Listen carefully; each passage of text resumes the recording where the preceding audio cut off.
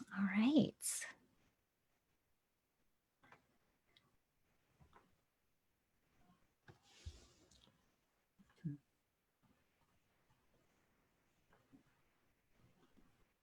Right. So good afternoon.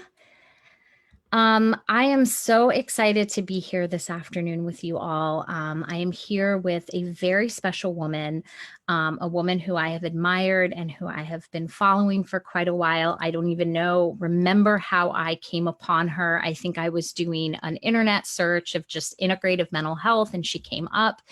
And she has a wonderful course that I signed up for, and I've been slowly working through. She has a wonderful book out, and it is really my honor and privilege today to welcome Dr. Christina Bjorndal from Alberta, Canada. And she is a naturopathic doctor. And as we honor National Suicide Prevention Week here in the United States, I thought it would be just a fantastic opportunity to have her here with me to share her story, to share her wisdom, to share her knowledge, and to share her insights. So, Dr. Bjorndal, welcome. And I was wondering if you could just introduce yourself to everyone, and then just, share with us anything that is unique about you. Yeah, well, first of all, thanks so much for supporting my work and offering to do this. So it's great to be here. And just call me Chris. We don't have to be super formal. But I'm a naturopathic doctor, and I primarily help people regain their mental health from things like depression, anxiety, bipolar disorder, schizophrenia, eating disorders, ADHD, pretty much any label that you could be given under the Diagnostic and Statistics Manual that's used. And I think the unique thing really about me that differentiates me from other clinicians is that I have lived experience with depression. I am a suicide survivor. I have had anxiety, and the other big label is bipolar disorder type 1, and then also an eating disorder. So I've had a lot of struggles in the realm of mental health. And it really was just through my own journey of finding solutions that I ended up making this, a career change to become a naturopathic doctor. So that's, I think, something unique about me that's often what I hear from my patients too, is that they really appreciate the fact that I haven't just studied these things in a textbook, I've lived it. Yeah, and I think that is really unique, because I don't know. Honestly, I don't know how many doctors there are, at least that I've seen or that I've worked with, who actually have that lived experience, and that kind of expertise in what it feels like on the inside, like from the inside out, what that feels like. And so I think that is an incredibly unique quality. So, yeah. And I think that being able to relate to people on that level is just like such a gift, right, to have. And I also love how you refer to them as labels, because I also too kind of think that's really what they are, right? And they're not permanent, and it's not like a permanent fixture, right? And that's not who you are. That's not your identity, Yeah, right? that's right. Yeah. So you mentioned that you're a suicide survivor. So can you provide kind of a context for us here, and kind of how you've encountered and experienced that in your life? Just to kind of give us a context for what you've been through. Yeah. So I think one of the key things is, so I had a suicide attempt, like a really significant one in, not that they're not all significant, but this one was when I was 27, so in 1994, so quite a while ago now. But it left me in a coma with kidney failure, and I was on dialysis. And what preceded that was, so this happened in June 9th, 1994. in the January is when I started to slip into a depression. And I had a lot of stress that I was going through at that time. Like I had moved, started a new job. I really felt like I was in over my head in this job that I was doing. And because I'm a woman, I was in a male dominated industry. So I felt like I couldn't, like I really felt like I had to have it all together and I could never let them see me sweat. And because of that, I didn't feel I could admit that I was in over my head. And so I kept um, sinking further and further and working later and later and longer and longer. And then I was no longer engaging in some of the things that are beneficial for my mental health, like my sleep was being sacrificed. I wasn't exercising. I wasn't meeting with my friends and family. I wasn't eating properly. So a lot of the sort of basic things that everybody takes for granted started to slip away. And then what really took hold were these thoughts in my head. And it wasn't, my own voice, but this really critical voice that was constantly beating myself up, telling me that, you're no good, you're not worthy, you can't do this. They're going to find out you're not capable. Just constantly, there was no relief from this voice. And eventually I should mention, I started an antidepressant. And we found out after that this antidepressant increases suicidal ideations. So I did attempt suicide. Obviously, I'm still here. But it was an attempt in a way to just get rid of those voices. I just couldn't handle it, anymore. I didn't know how to handle it. But the thing is, I was never asked. This is the challenge when working with people. Especially people like me, if you don't ask me the right question, I'm not necessarily going to give you the answer. Right. And this is where, if you are a patient working with a clinician, I really urge you to not be that way.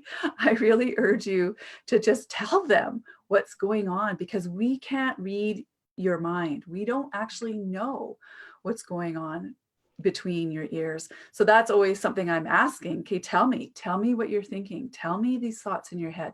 It's okay if you feel that they're, dark, deep, scary. Listen, I've probably thought them myself, so it's okay. But I need to know where, who has the stage in your head. Is it an inner critic or an inner bully, or is it an inner cheerleader? And never once have I had a patient raise their hand and say, "Oh yeah, I'm always thinking great thoughts." Right? So that's kind of the stage and the background. There was just so many, stresses upon stresses, things falling apart. A lot of the basics that I should have been doing to support myself, I wasn't, and it just sort of went quickly downhill. Well, not quickly. I mean, this was over 6 months. Right? 6 months of suffering.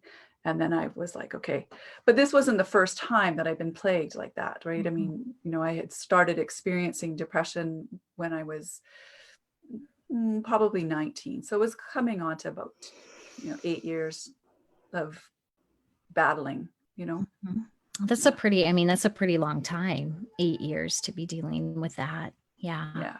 Yeah.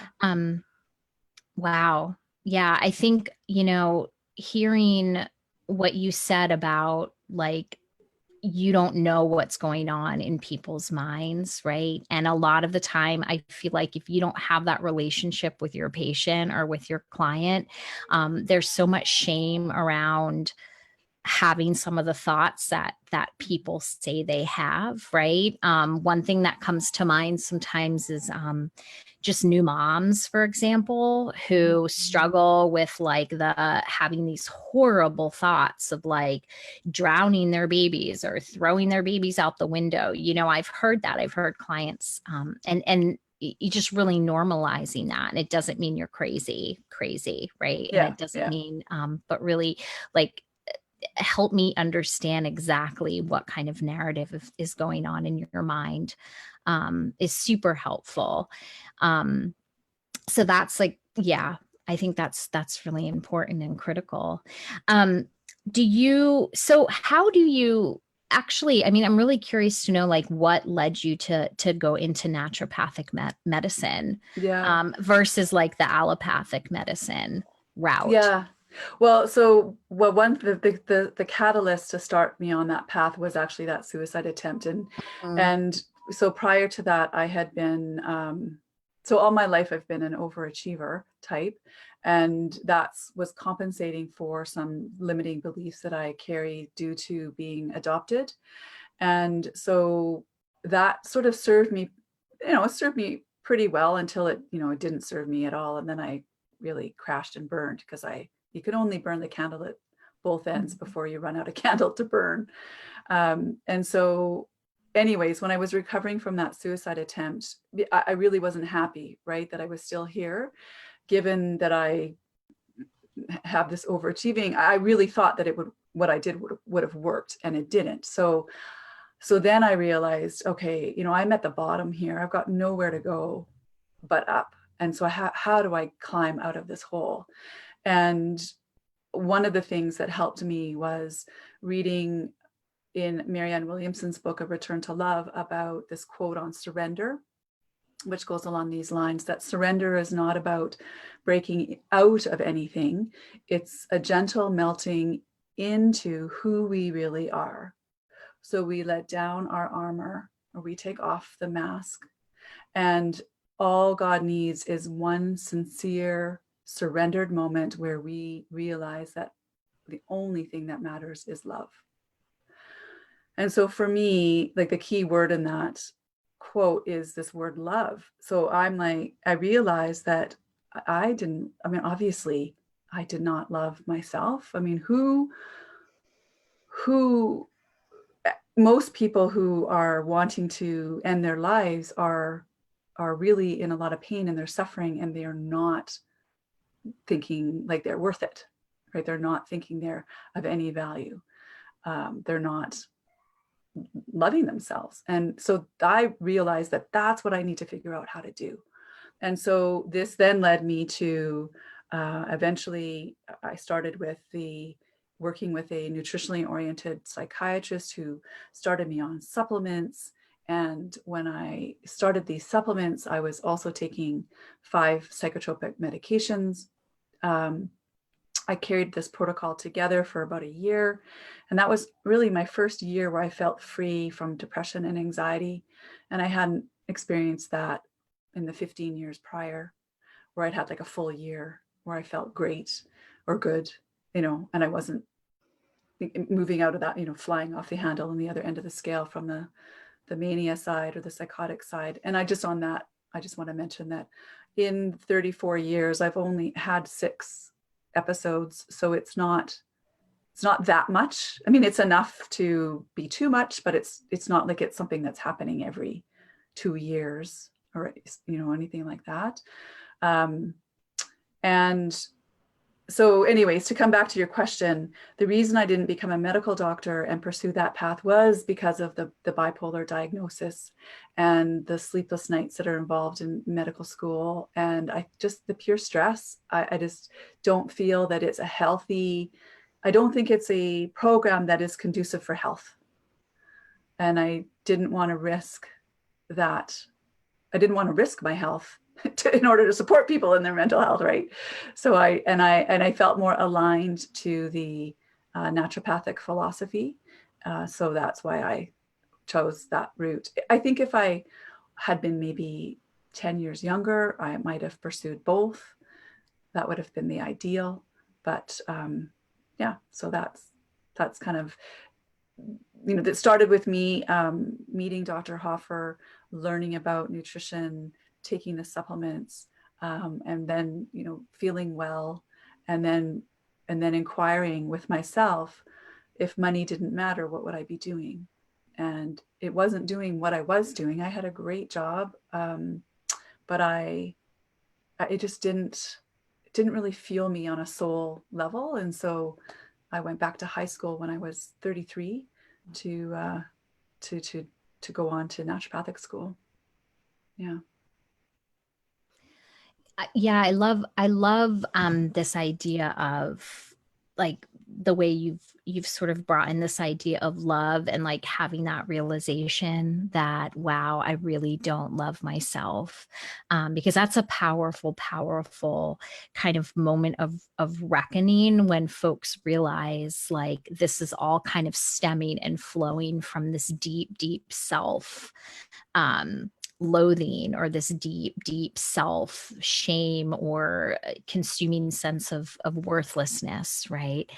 And unworthiness.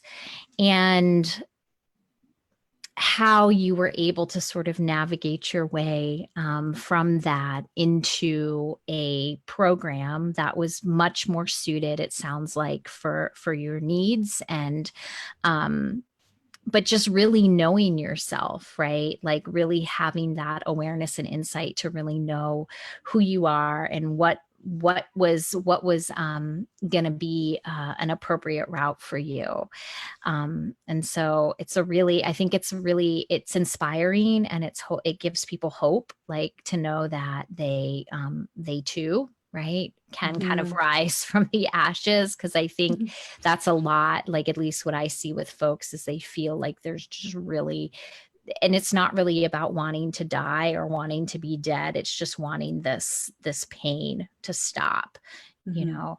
Um, and so when clients and patients come to you who are struggling with depression, who are struggling with suicidal ideation, kind of like what's your approach in supporting people um, Mm-hmm. using the naturopathic kind of Yeah. protocol versus like, you know, I kind of liken it to it's kind of the industrialized medical complex here. It's like you go in, you got 15 minutes. The doctor's Mm. like, okay, well, Lexapro might be good for that, or here, Prozac might be good for that. And it's like they don't really get a full picture, right? They just No. kind of hear the symptoms, and you Yeah. know, you know what I'm Yeah, talking I about. do.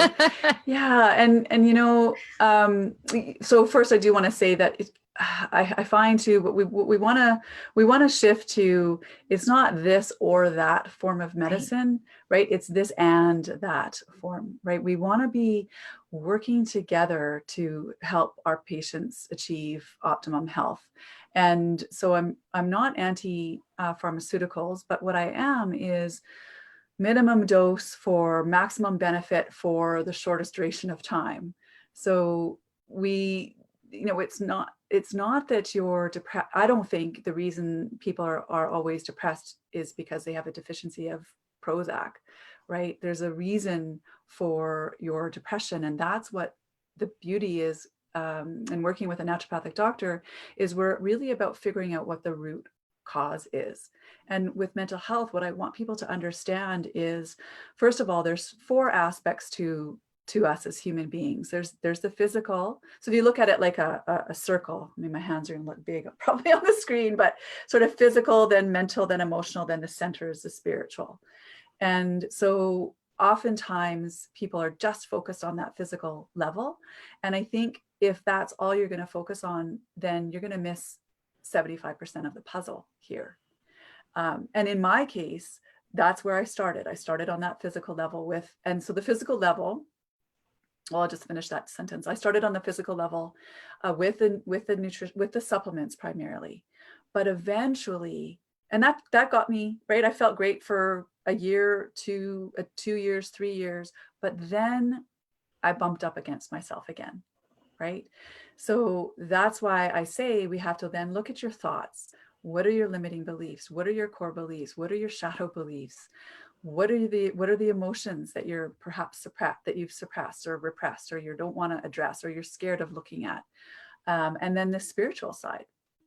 So, and with that, there's ideas, concepts like, so forgiveness is a big piece, I think, on the spiritual front. Compassion is a big piece. Um, this idea of soul contracts. So we could probably do a whole Facebook Live series, but I won't go into all of that right now. I'll just sort of, give that overarching view. And then what you want to understand is on the physical level, because everybody's focused there, I really want you to understand that there's three macro systems within you. So you have your neurotransmitters, you have your neuroendocrine or your hormonal system, and then you have your organs of detoxification and your immune system. And what you want to understand is mental health conditions and the symptoms that our people experience with anxiety and depression and overwhelm and it can be with ADHD and OCD. They can reside in any one of those macro systems. So it's my job as a clinician to figure out which one of those three, if not all three, I'm going to be working on with you. And I can tell you in my case, it was all three macro systems. So, and then I talk about in my book, Beyond the Label, and in the course, I sort of take you through on a deeper level how to work through these 10 steps that I talk about that are in support of these macro systems, essentially.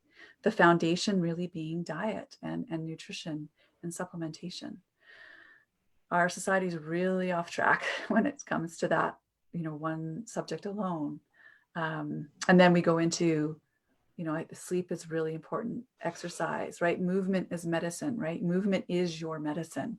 I mean, I know with depression and for my own sense of self, I know how hard it is to do it, to go out for a run or a walk or a bike ride or whatever it is that interests you. But I also know that I've never come back once feeling worse than when I went out. I mean, maybe the one time when I hurt my knee, but other than that, I haven't. Most times you feel better, right? It creates endorphins. And anyways, I talk about, actually, well, I haven't really been public about this, but I did have a suicide attempt in 2009. But one of the things that helped me turn the corner from that deep depression that I was in was actually playing tennis with my friend. And it got me connection. It got me, connection, community. It got me outside, which gives me vitamin D. It got me movement, start stimulating my appetite. It helped me because I find tennis a great stress reliever. Pounding that ball, every ball I'm hitting, I'm thinking about some sort of stress buster that I'm pounding.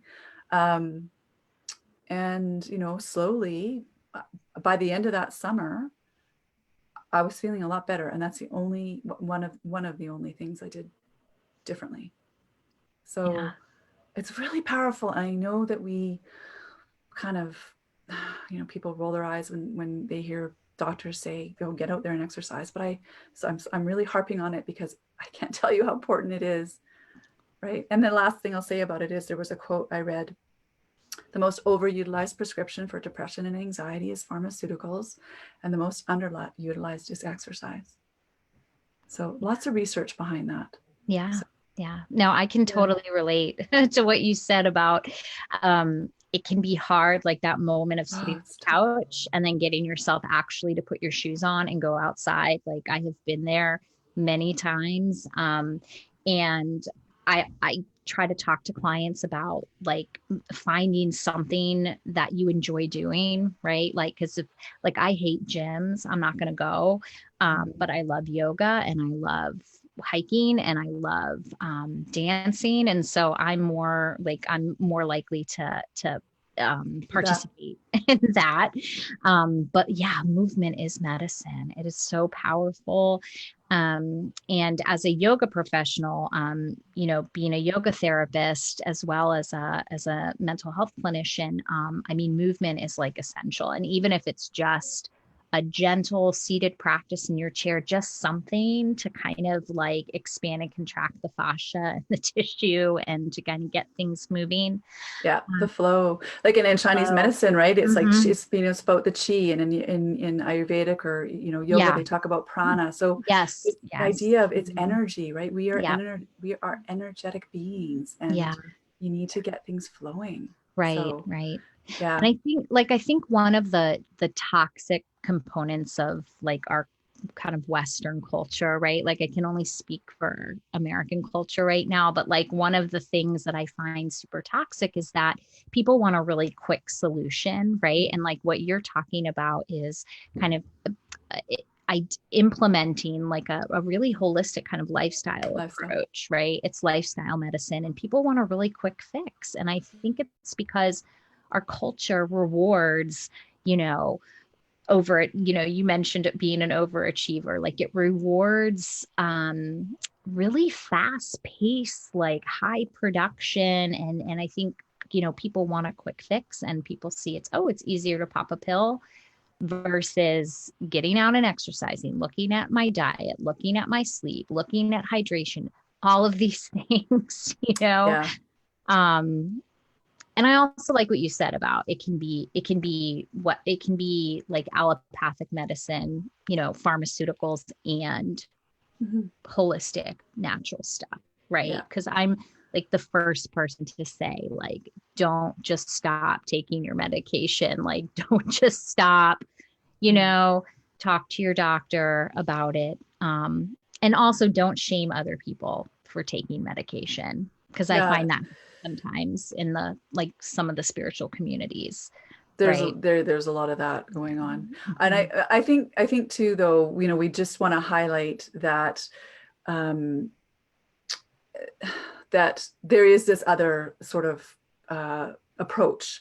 And it's not necessarily, like I said, I'm not saying not to take medications, but what I am saying is you also have the option to look at these other pieces and make changes in those areas, and that may also give you the results that you're looking for. So it's it's not sort of this or that way, right? It can be this and that. But and what I use to help people is from cognitive behavioral therapy. There's a depression monitoring form, and that gives me an idea, depending on how you score, whether you actually need to start, if you're not on a pharmaceutical, whether you actually may need to start there because you're Right. so far down. Because some of the things that I'm going to ask you to do, it's harder to do when you're a 10 out of 10 depressed. And so sometimes it's easier if I incorporate a pharmaceutical, help get you up to, say, a 4 out of 10 depressed. Then we can build in more of the nutraceuticals and get the other pieces in place. Then we can taper off, right? So, that's another strategy for people to consider. But what you want to understand with the pharmaceuticals, and this is what happened to me. So every time I went on them, for the most part, other than in 1994, but prior to that, I usually would feel somewhat better, but then I would go, but the side effects would always be really tough on me. And so I would end up going off of it, and I'd be at the exact same place I was when I started it. So because I wasn't changing anything, right? I wasn't changing, hadn't changed my diet, hadn't changed my thoughts, hadn't changed how I manage stress, hadn't changed my sleep. So if you don't change anything, you're probably going to be in the same place because you're not really fixing the root cause. It's more of a band-aid in a sense, right? So that's kind of important. And one of the things I want to highlight is nutritionally that serotonin, which is, so a lot of the SSRI medications are increasing serotonin levels in the body. Well, they're not increasing serotonin levels. They're increasing the amount of time that it's available between synapses so that it has more of an opportunity for it to bind to the next cell. So, but what is serotonin made out of? Like, is it just made out of thin air, or is it made out of Prozac? Like, what is, how do you make serotonin in your body? And the answer to that is it's derived from an essential amino acid. And the key word is essential. And so what that means is you and me and everybody listening, this current version of the human being, nobody has the ability to make tryptophan. And therefore, we can't make serotonin on our own unless we have the nutritional building block to do so.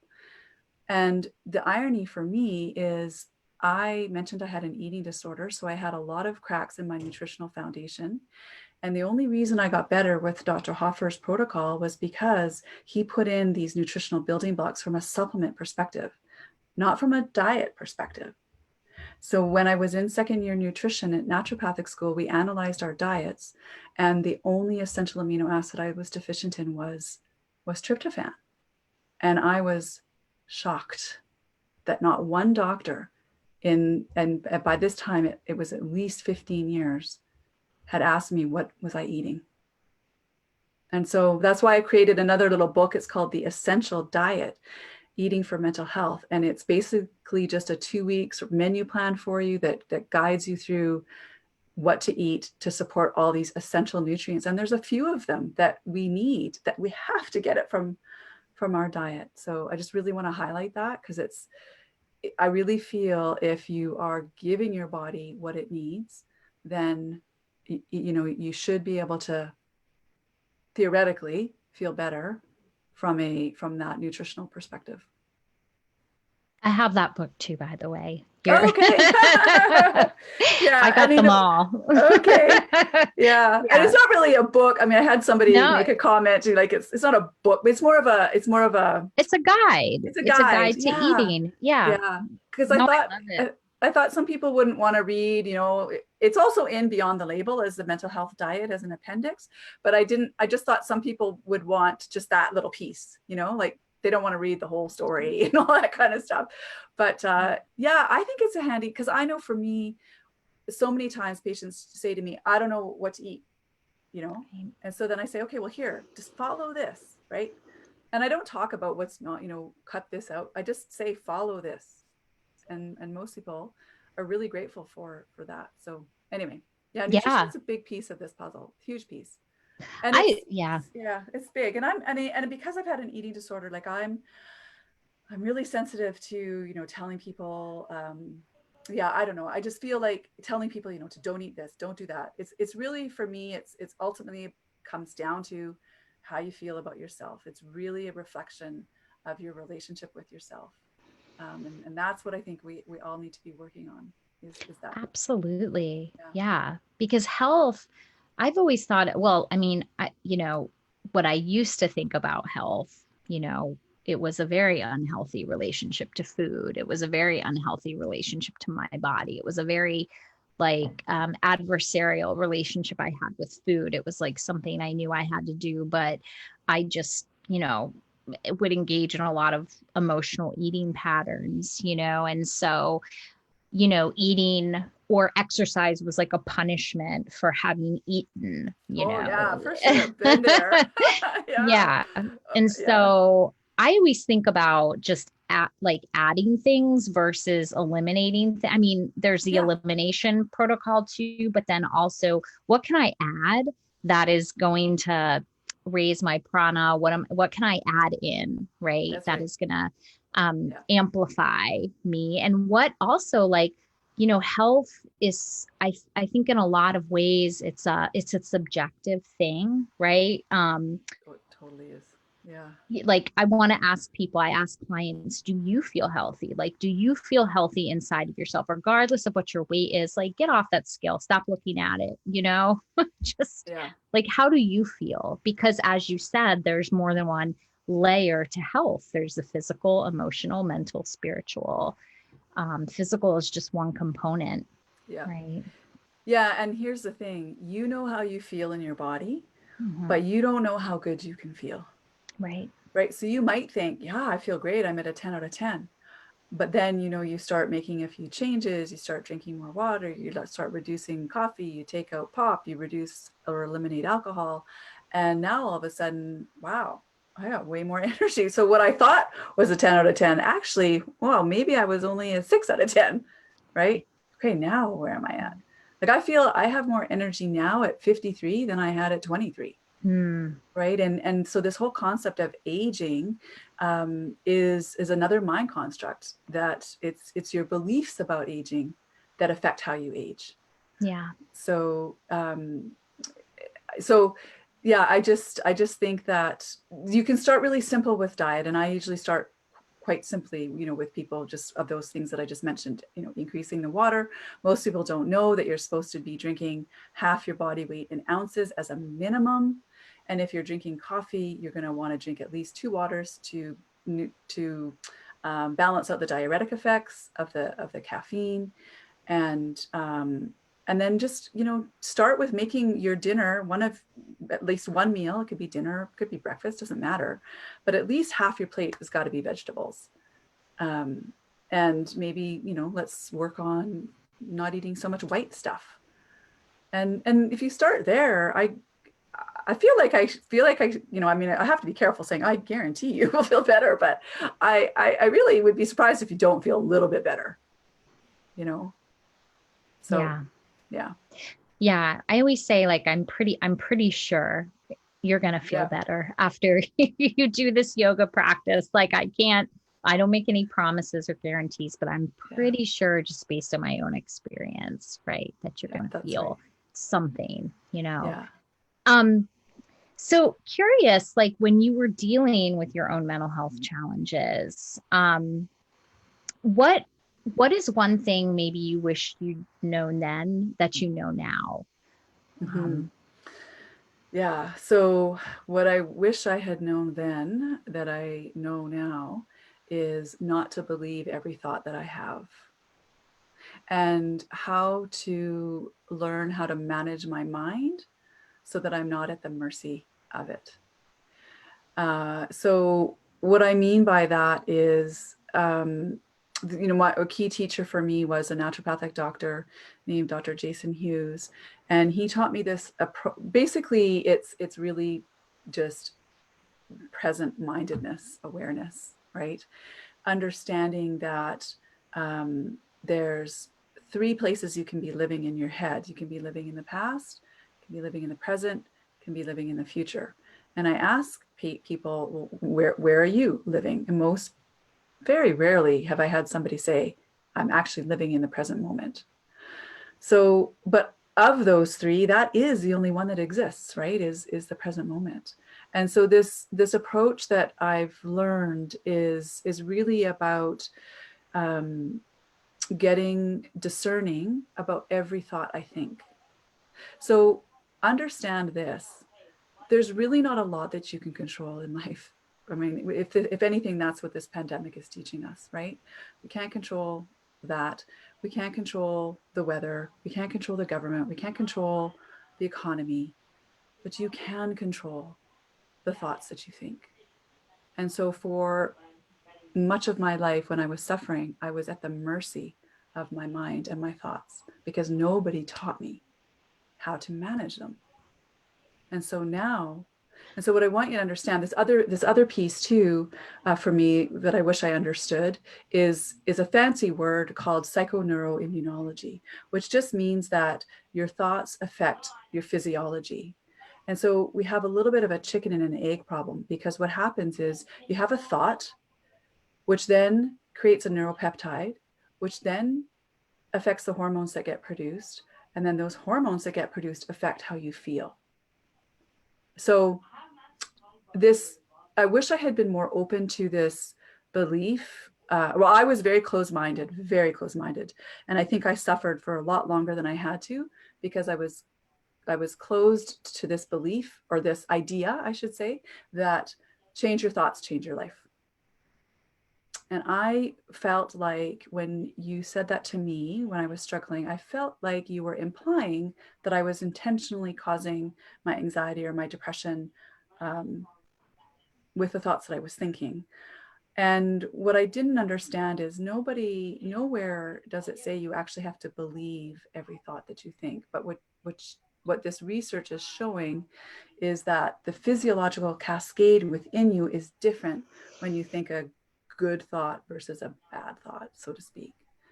Um, so that's kind of, for me, learning all of that has been really one of the key pieces. And I really wish I had learned that when I was 12 years old, than, you know, whenever I did learn it.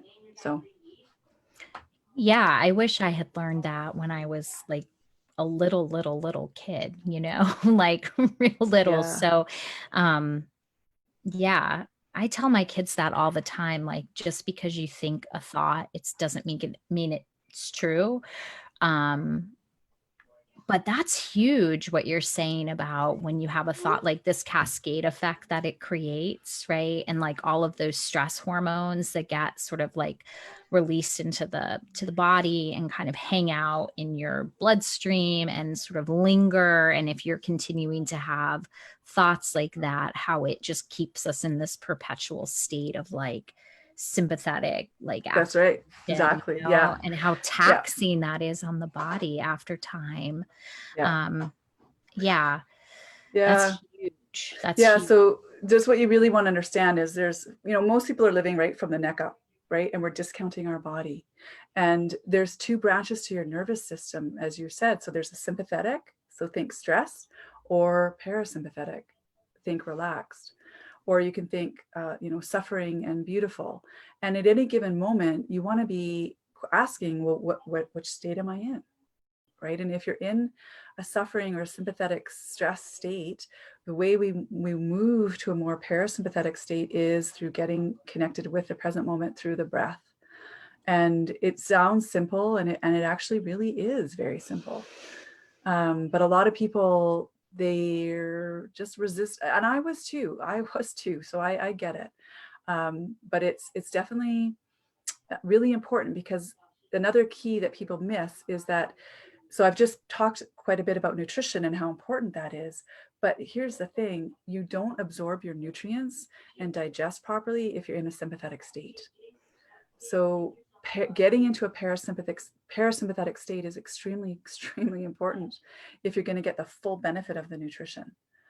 So most people are, chomp, chomp, swallow, eating in their car, eating on the run, eating while they're working, eating while they're watching TV. All of these things are taking you out of a parasympathetic state. So those are really important practices. And that's kind of one of my frustrations with the medical system and naturopathic, functional, all of it, is that everybody's focused on what you're eating. Nobody's focusing on how you're eating, the state in which you're in when you're eating. And that's a really big component for me, I think, to slow everything down.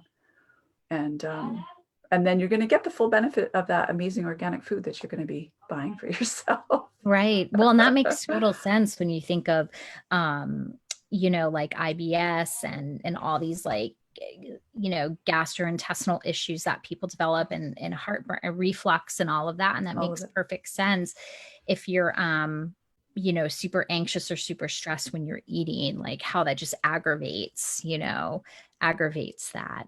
Um, so, and do you work, like I know you mentioned like you talk to clients and patients about nutrition and you kind of give them some guides, but so when you assess somebody, you're kind of looking at all of this, like you're looking at the whole picture, like what they're eating, how they're eating, when they're sleeping, how they're sleeping, how much. So it's very holistic and very comprehensive, it sounds like.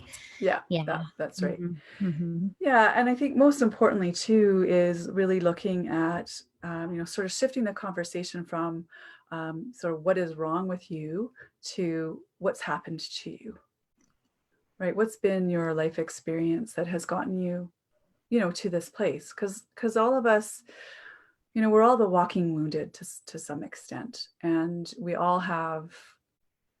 I mean, saying all is a bit of an extreme statement, but many of us have little t traumas or big T traumas in our lives. And these things inform us in one way or another. And they impact the beliefs that we create about ourselves.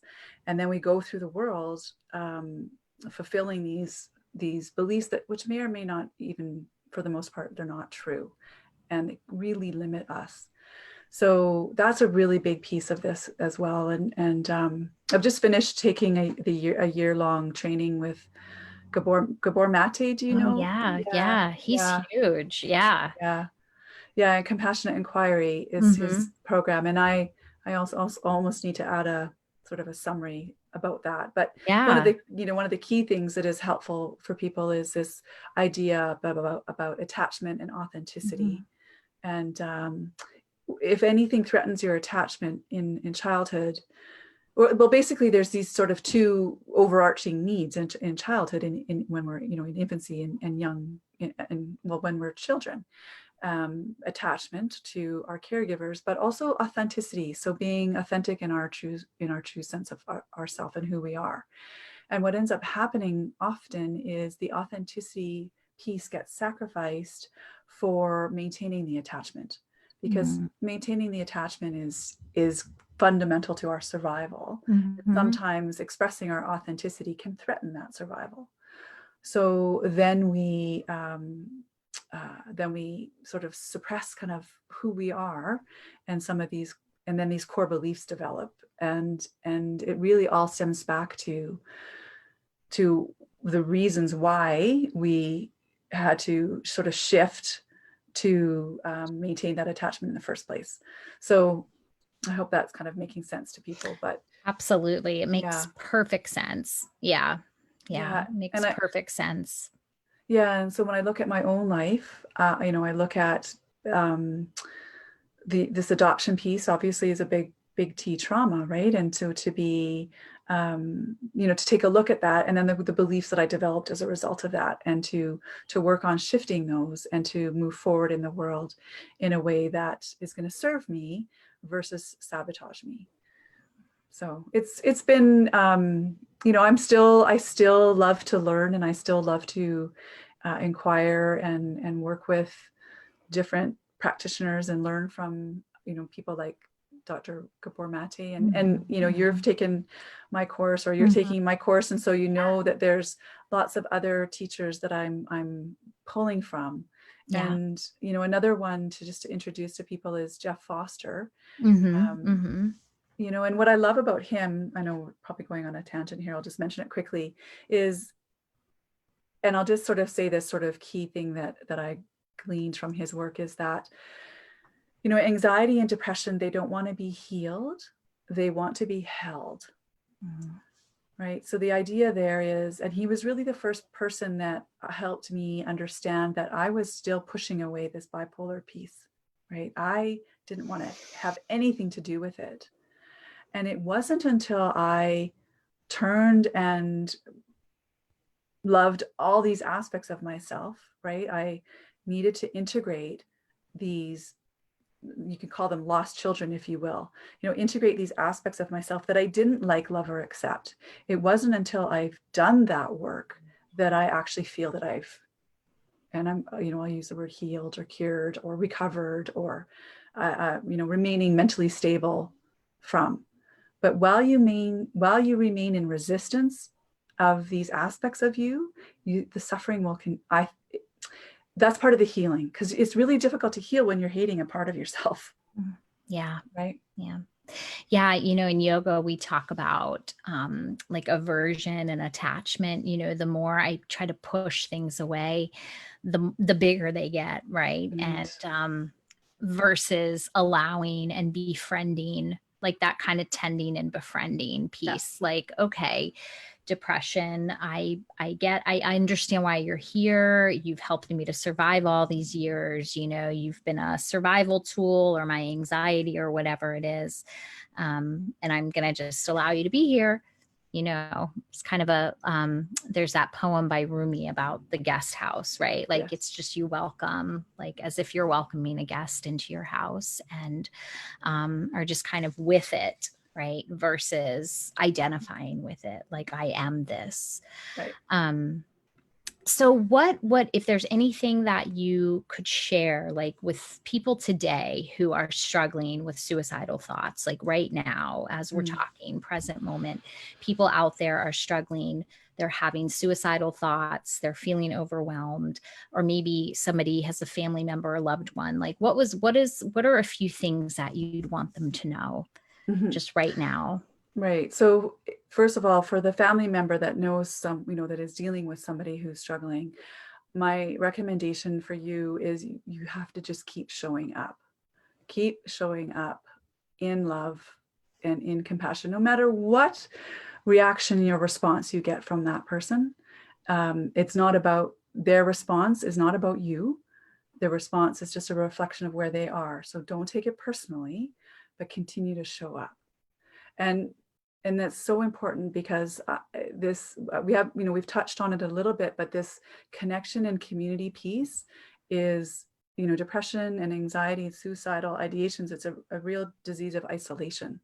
And so we want to do what we can to bridge the gap there.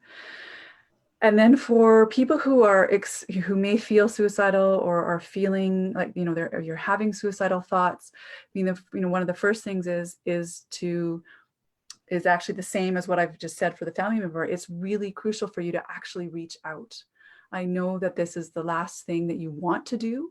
I know that the tendency and desire is to continue to isolate yourself, but I understand that asking a depressed or suicidal person to reach out is like asking a blind person to see. It feels physically impossible. However, this is really an important piece of the medicine for you. Another thing is, and if that means reaching out to a suicide hotline, then reach out to a suicidal hotline.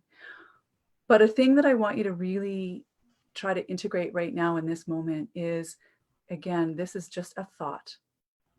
And this thought is highlighting that in this moment, you're not loving yourself. And so can you gently turn to loving yourself in some way? Can you think about something that you're proud of? Can you think of something that you enjoy? Can you think of something that you're grateful for? Can you just gently shift from, and just recognizing it just as that, it's just a thought, and you don't have to believe every thought that you have, and you definitely don't have to believe this pattern. And so if you can learn to just shift to this moment and maybe turn on something, maybe put on, I know for me, what I used to do is put on something that was uplifting from a music perspective. And that would get kind of get me moving a little bit. Suicide is a permanent solution to a temporary problem. And this is a temporary, this state that you're in, this place that you're in right now, I will guarantee you it's temporary. And know that there's an explanation for what you're going through.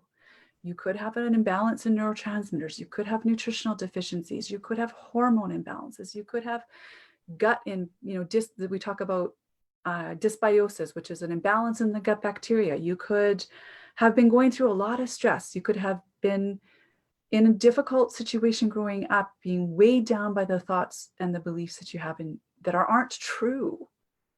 So I really, really would urge you to understand that you're here, and you are here because life has chosen you to be here, and you are here for a reason. So let's explore how we can get you feeling better. Yeah. And stay here. And stay here, and be okay with, sometimes I tell people, like, even if all you did today was just breathe, that's okay. That's a great day. That's great. Yeah. It's a good day. That's a good day. That's an amazing day. Yeah. You took a shower. Amazing. That's an amazing thing to have done for yourself. You got out of bed. Yeah. That's huge. Yep. Yeah. Yeah. Yeah. This whole thing on doing, right? You're not a human doer, right? Yeah. You're a human being. Mm-hmm. And so let's, it's okay to be. It's okay to just be. Yeah. And I think has a lot to do with that, like, toxic productivity, that we spoke about. It's like, it's really okay to just sit and be and breathe. Yeah. And feel your body. That's okay. Yeah. And just be careful of the thoughts. Just, start being really like, okay, visualize your brain as a bus. Mm-hmm. Good thoughts. Okay. I'm going to allow them on. No thoughts. That's okay. That's fine. You're in neutral. And critical thoughts, you're going to pass those by. You're going to leave them on the curbside. You're not going to let them hop on board and infect the other, So, right. Anyway. Yeah. Well, this has just been an extraordinary conversation. I find you so incredibly wise and generous with your story and all of your knowledge and wisdom. And just, helping people understand that this is a multi-layered approach, right? Like it's going to take time. It's going to take like working with somebody who's really in it with you, like for the long haul, and you can actually sit down and unpack a lot of this stuff.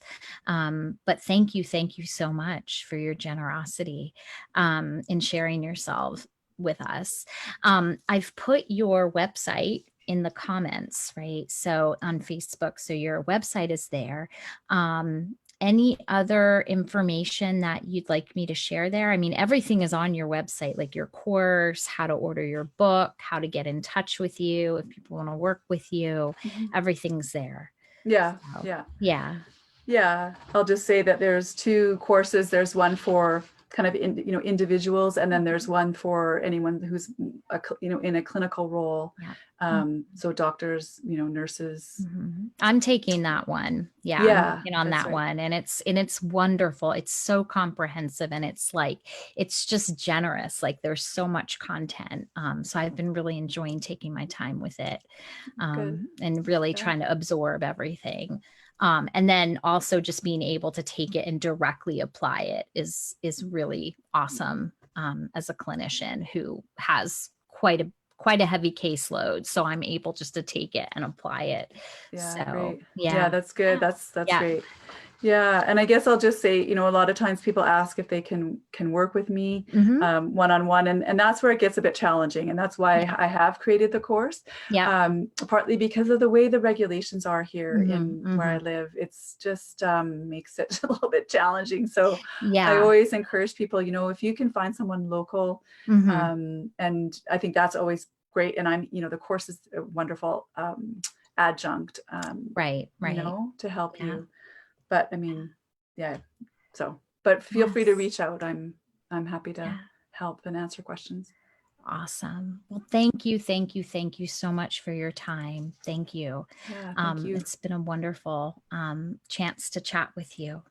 So, so thanks everybody for tuning in, and I'm so glad we got to share this conversation with you all and really talk about some of this difficult stuff, right? And kind of really bring what lives in the darkness into the light, because shame and stigma can't exist when there's light. So, all right. Well, take care, everyone.